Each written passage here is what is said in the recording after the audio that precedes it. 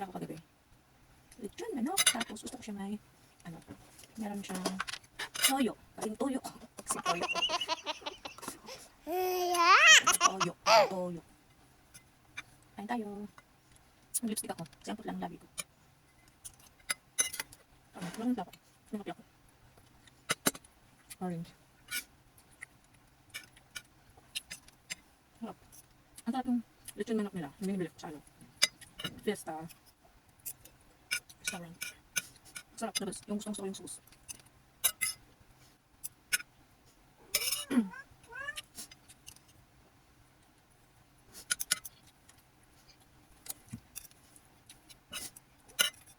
Ayaw ko na ako.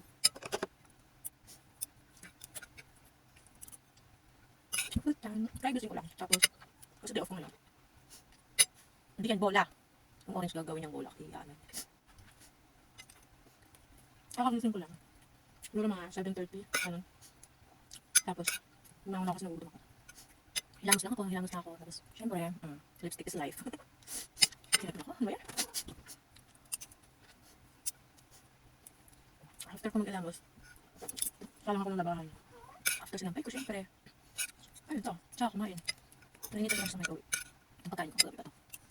Magsira kasi sa pagkain. Ito kagabi. Syempre, lang naman magluto ka pa, di ba? Nangingitan na lang. Bawal magtapon ng mga pagkain, di ba? Bad yun, not good. Tapos, story time. Ano na sabi kong story time? Tapos, pagising ko, siyempre, kumain ako ito. Makain ako. Rice, ano talaga ako? Naka-rice talaga ako every morning. Lalo na pag mapasok ako sa work. Hindi pwede hindi ako nakakain ng rice, ng kanin, bago ako pumasok. Kailangan talaga makakain ako ng kanin. Para hindi yung madali kang magutom, yung at least energetic, diba? At least energetic. Tapos yung, and then so every morning, lang ako, hot water, inom ako ng hot water, tapos afternoon, saka ako kakain ng kanin. Tapos alis na ako papasok. Then magko-coffee ako pag pag nasa center na. Masawak na ako. Uli na yung coffee ko. Ganun. Ako. Tapos, ang coffee ko is pure Nescafe. Ayoko nung, before dati, gusto ko yung ma-3 in 1. Gusto ko yung mga ganung coffee. Ngayon hindi.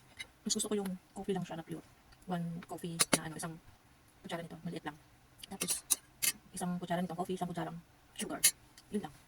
Ganun lang magkape. Tapos, yun lang. Hindi ko siya nilalagay ng any milk or coffee with or whatsoever. Hindi. Mas gusto ko yung ganitong lasa. Mas gusto ko ganitong lasa.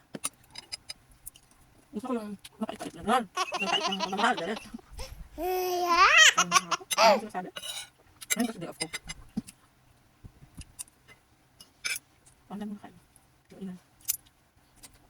Hindi pala, pagkagising ko, scroll ako sa TikTok. Tapos may nakita akong siyempre, hindi tayo papaulit. Trending. Pagkakita ako ng step, yun, book. Baba na ako, bumangon na ako. Siyempre, isang bagsakang sayaw muna. Eme. At saka ako ginawa yung mga kung anong dapat kong gawin. Nag-pick up muna ang person na yun. Ayun yun, sa mga OFW. Hindi nyo mawawala sa